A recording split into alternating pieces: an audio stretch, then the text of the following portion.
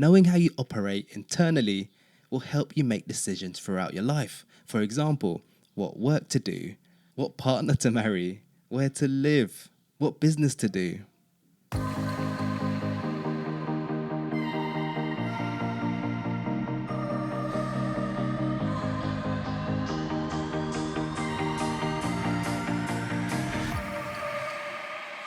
You don't have to wait until you reach financial independence to start enjoying your life.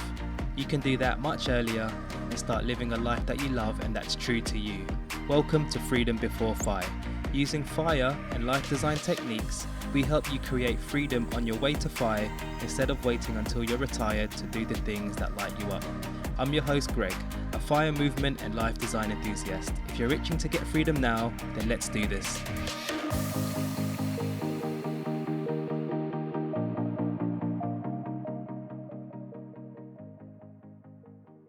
Hello there, and welcome to another episode of Freedom Before FI. Whether you're commuting, you're exercising, going for a run, doing the house chores, whatever it is, I hope you're doing well. So today's a little bit of an interesting one for me because my birthday's coming up soon. It's at the end of December, and I'm actually turning 40. Yep, I'm turning the big 40.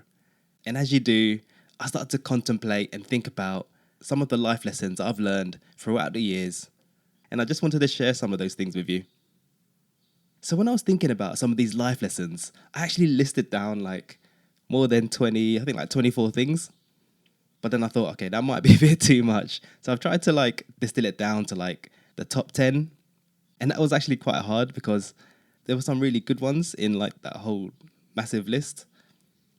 So anyway, these are some of the life lessons that I've learned throughout the years as I approach my 40s, and I just wanted to share them with you. They're in no particular order. I've actually got 12 here, and the ones that I didn't mention, maybe I'll put them and I'll record them on another episode or something, because I think those would be really useful as well.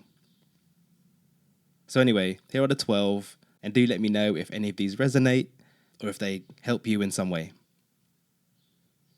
Okay, so the first life lesson that I wanted to share is invest in gaining knowledge, i.e. read books. Now I realise all of the positive changes that I've had in my life usually stems back to something that I've learned or something that's inspired an idea from reading some interesting books.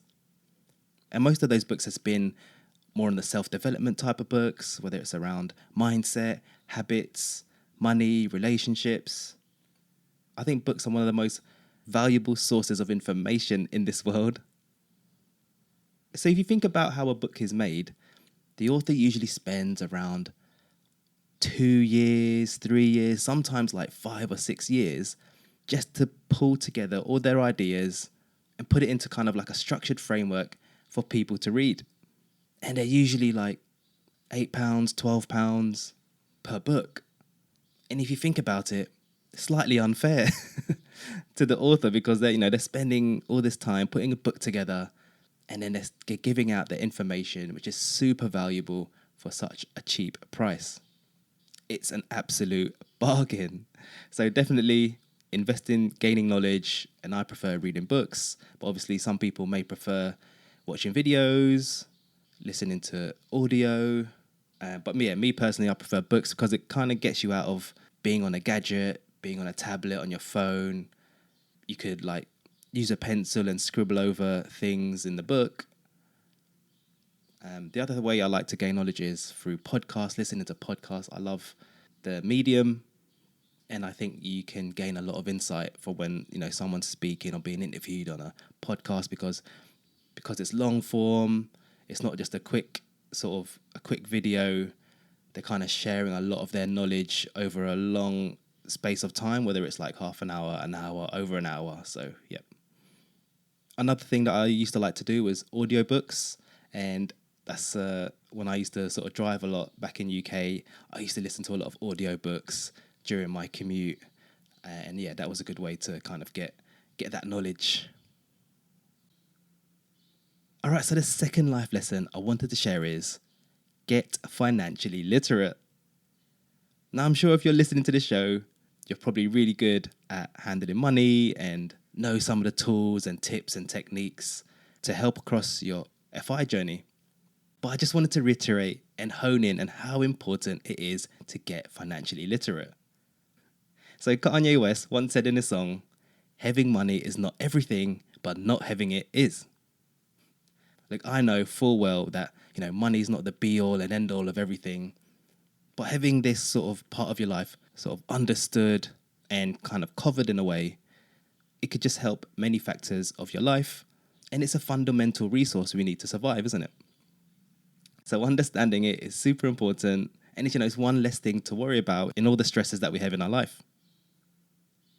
So having a good grasp of living within your means, saving, paying off debt, having no debts, investing, inflation, tracking expenses, budgets, FI strategies, all this stuff that they don't teach us in school. And a lot of this information can be found in books, in blogs. So yeah, do brush up on your personal finance knowledge. Okay, so lesson number 3 is take accountability for your life. So what I learned is every one of us is responsible for the outcomes of our life. We shouldn't be waiting for others to do things for us or help us or tell us what to do. I mean, to an extent, you've got people around you, whether it's your parents or your teachers or maybe some mentors, sort of helping guide you. But at the end of the day, especially when you're an adult, of course, we need to be responsible for our own lives. Our decisions that we make, the things that we do, our goals, our habits, it all comes down to us. Because as sad as it sounds, no one's really coming to save us, and I can't think of any way to describe it, but yeah. So you have to kind of grab life by the horns and make it work for you.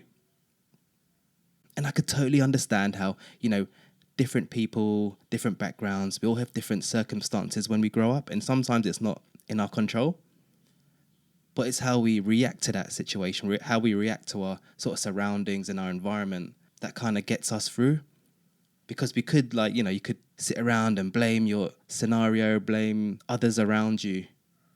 But at the end of the day, the outcomes that we see in our life, whether good or bad, it's all our own responsibility. Okay, so the 4th lesson is design your life.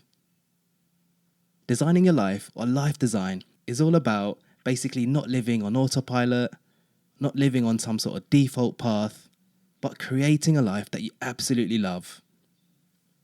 So basically, instead of living life going with the flow, this is about envisioning what an awesome life would look like to you. Like, what things do you like doing? What things would you love to do on a daily or weekly basis? Where would you love to live? What work would you like to do? Who would you be surrounded with? What would be like an awesome day for you? What are your values? So it's basically designing what you think your future would look like, and then over time implementing those, putting those little pieces into your life right now. So essentially, always have a vision or your goal in life, so something to aim to, and then you can just design your life to get to that point, and you don't have to do it all at once. You could do it incrementally, gradually. And the thing to remember is, it's always an ongoing design. As we get older, our preferences change, our values change, our goals change, our situations change. So just having those skills of knowing how to design is really helpful in our lives. And don't forget, I've actually got a free PDF workbook on how to design your life, and you could download that on our website at freedombeforefi.com. Okay, so the 5th lesson, and this is kind of connected to the 4th one, is know yourself. This is actually really crucial to living an awesome, happy life. And it does really help with life design as well. And it's actually like one of the main steps. Okay, so there's 2 parts to this. The first one is, knowing things like what you love, what you don't like, your natural tendencies. Knowing how you operate internally will help you make decisions throughout your life. For example, what work to do, what partner to marry, where to live, what business to do. If you don't know yourself, you may make the wrong choices in life or make the wrong decisions in life. When you know yourself deep down, you can go through life with the confidence that you're living your life to exactly how you want to. So the other part is knowing what success means to you. Because in this world full of social media, we always see things online like, you need to have this amount of money, you need to have this house, you need to wear these clothes, you need to live in this kind of environment, like the flashy stuff. But that success might be someone else's version. When you know what success means to you, you could sort of feel at peace because you're not chasing and you're not living another version that's not really you.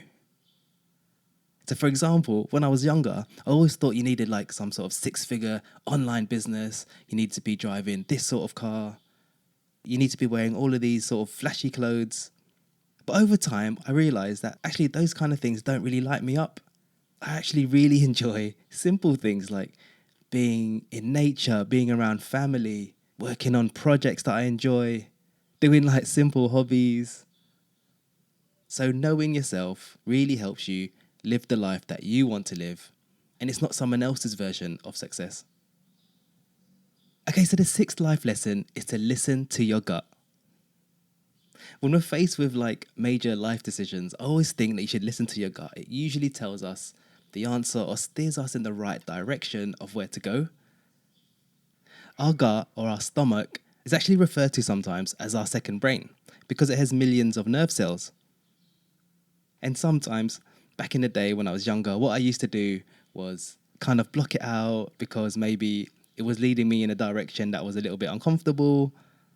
But I knew deep down that my gut was telling me sort of the right direction, the right way to go, even if I didn't really like it. So anyway, don't forget to listen to your gut when you're making certain decisions in life, because it's a really good tool to help you navigate interesting decisions or difficult decisions. Thank you for spending your time with us today.